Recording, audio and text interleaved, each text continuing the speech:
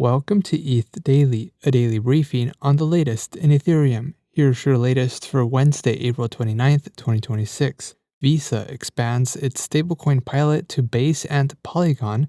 The Ethereum Foundation Ecosystem Support Program allocates $9.8 million in Q1.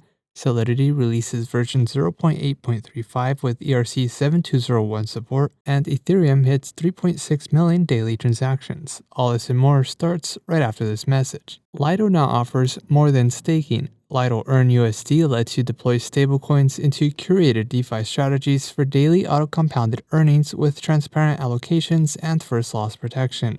Grow your rewards with Earn USD on stake.lido.fi/earn. Visa has expanded its stablecoin settlement pilot to 5 new chains, including Base and Polygon Proof of Stake. The additions bring Visa's total supported chains to 9, joining existing support for Ethereum mainnet. The pilot aims to push Visa's stablecoin infrastructure into mainstream finance.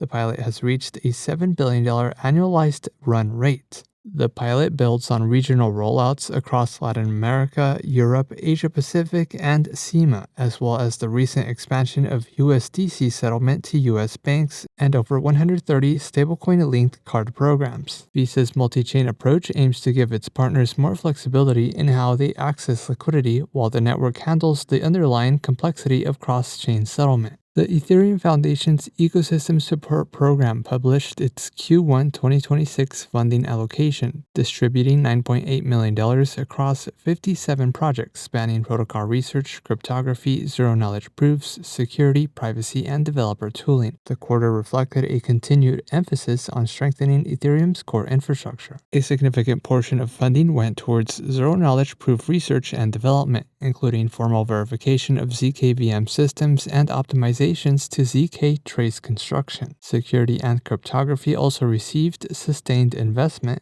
with multiple grants targeting crypto analysis of the Poseidon hash function used widely across ZK applications. And lastly, the Solidity team released version 0.8.35 of the Solidity compiler, delivering new language features, an experimental code-gen pipeline, and early warnings ahead of the upcoming version 0.9.0 release. The headline feature is ERC-7201, Solidity's first compile-time built-in.